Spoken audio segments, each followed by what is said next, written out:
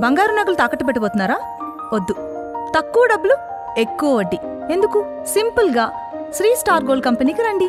German technology, purity check, best online రేట్లో అమ్మి 2 minutesలో క్యాష్ని ఇంటికి తీసుకువెళ్ళండి. ప్రశాంతంగా ఉండండి. కొంతమంది వ్యక్తులు 1-2 పెళ్లిళ్ళు చేసుకున్న తర్వాత కూడా నాకు వాళ్ళు నచ్చలేదని వాళ్ళని విడిచిపెట్టి మళ్ళీ 3వ పెళ్లి 4వ పెళ్లి చేసుకుంటారు. అసలు ఆడవాళ్ళు ఏమన్నా మార్కెట్లో దొరికే కూరగాయల పండ్ల అక్కడి నుంచి తీసుకొచ్చి మళ్ళీ నచ్చలేదని విసిరేయడానికి. సో వాళ్లకు మనోభావాలు ఉంటాయి, వాళ్ళు మనుషులే, వాళ్ళకు కూడా హక్కులు ఉంటాయి. సో అందుకోసమని ప్రస్తుతం నేను ఒక బిల్లు తీసుకొచ్చిన. దీనివల్ల చాలా వరకు అయితే ఆడవాళ్లకు మంచి జరుగుతుంది. ఇది చాలా మంది నచ్చకపోవచ్చు, అయినప్పటికీ ఈ ఖచ్చితంగా స్టెప్ తీసుకోవాల్సిందే అని చెప్పి నేను బిల్లు ప్రవేశపెట్టినా అని చాలా గంభీరంగా, చాలా ఎమోషనల్గా హిమాంత బిశ్వ శర్మ ఒక ప్రెస్ మీట్లో చెప్తాడు. సో అసలు ఏమైందంటే అస్సాంలోని అసెంబ్లీలో ఇతను ఒక బిల్లు ప్రవేశపెడతారు. అదేంటిదంటే పాలిగమీ బ్యాన్ 2025. సో దీని ప్రకారం ఏంటంటే పెళ్ళైనటువంటి ఒక వ్యక్తి ఆమె ఉండంగా, అంటే ఆమె బ్రతికి ఉండంగానే ఆమెకు విడాకులు ఇవ్వకుండా మళ్ళీ వేరే వాళ్ళను పెళ్లి చేసుకోరాదు. ఒకవేళ అట్లా పెళ్లి చేసుకుంటే దాదాపు 7 సంవత్సరాల వరకు జైలు శిక్ష ఉంటుంది. అదే పెళ్లి ఈమెకు తెలియకుండా ఈమె దగ్గర దాచి చేసుకుంటే మాత్రం 10 సంవత్సరాల జైలు శిక్ష ఉంటుంది. సో దీంట్లో అంటే మామూలుగా మరి ఇలాంటి పెళ్లి ఇంతకుముందు లేదా, అసలు ఇదేందుకు కొత్తగా వచ్చిందంటే మామూలుగా ఇంతకుముందు ఒకళ్ళకు తెలియకుండా ఒకళ్ళని కావచ్చు, లేకపోతే ఇద్దరికి పైగా పెళ్లి చేసుకుంటే భారత చట్టాల ప్రకారం వాళ్ళకు శిక్ష పడుతుంది. ఇది ఇంతకుముందు హిందువులకు, జైనులకు, బౌద్ధులకు మాత్రమే పరిమితమైంది.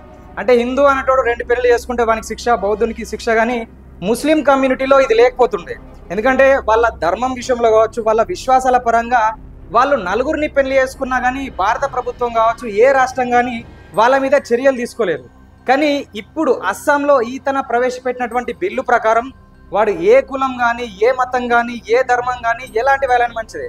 సో వాళ్ళు ఇట్లా పెళ్లి చేసుకుంటే, అంటే పాలిగమి చేసుకుంటే చట్ట వ్యతిరేకం, చట్ట విరుద్ధం. అది దాని వరకు ఖచ్చితంగా శిక్ష పడాల్సిందే అని చెప్పి ఈతన చాలా స్ట్రిక్ట్గా అయితే చెప్పడం జరిగింది. సో మరి ఒక చేసుకున్న వాళ్ళే కాదు, ఒకవేళ ఎవరైనా ధర్మాన్ని బోధించే వాళ్ళు ఉంటారు, మత బోధకులు ఉంటారు. సో హిందుత్వంలో కావచ్చు, లేకపోతే ఇస్లాంలో కావచ్చు, క్రిస్టియానిటీలో కావచ్చు, ఇంకేదైనా ధర్మం కావచ్చు. సో వాళ్ళు అరే మన దాంట్లో ఇట్లా నడుస్తుంది నువ్వు చేసుకో, మన దాంట్లో ఇట్లా నడుస్తుంది నువ్వు చేసుకో అని వీళ్ళు చెప్పినా, సో వీళ్ళకు కూడా 2 సంవత్సరాలు జైలు శిక్ష, 1,50,000 రూపాయలు వీళ్ళు గవర్నమెంట్కు జుర్మానా కట్టాల్సి వస్తుంది. సో ఈ మత బోధకులు వీళ్ళే కాదు, ఒకవేళ ఆ ఇంట్లో ఈ అమ్మాయికి సంబంధించిన వాళ్ళు కావచ్చు, లేకపోతే అబ్బాయికి సంబంధించిన వాళ్ళు కావచ్చు, మోటివేట్ చేస్తే, అంటే తల్లిదండ్రులు కావచ్చు, లేకపోతే అమ్మమ్మ తాతయ్య, లేకపోతే నానమ్మ తాతయ్య వీళ్ళు ఉంటారుగా, సో వాళ్ళు కావచ్చు, గార్డెన్స్ కావచ్చు, నువ్వు చేసుకో ఏం కాదని చెప్పినా కూడా వాళ్ళకు కూడా 2 సంవత్సరాలు జైలు శిక్ష ఉంటుంది. సో వాళ్ళకు కూడా 1,50,000 రూపాయలు జరిమానా కట్టవలసి వస్తుంది. సో మరి అంటే చాలా వరకు ఏమైందంటే కొన్ని ధర్మాల్లో ప్రత్యేకంగా పెళ్లి చేసుకున్న తర్వాత ఒకళ్ళని ఇద్దరిని చేసుకున్న తర్వాత వాళ్ళని విడిచిపెడితే, సో వీని మోజుగా వీడు వేరే రకంగా ఉంటాడు, వీని లైఫ్ లీడ్ చేస్తాడు. కాకపోతే వాళ్ళ పరిస్థితి ఏంది? సో ఆల్రెడీ పేదరికంలో ఉంటారు, తల్లిదండ్రుల దగ్గరికి పోలేరు, ఇటు ఇడిచిపెట్టినటువంటి మొగం దగ్గరికి పోలేరు.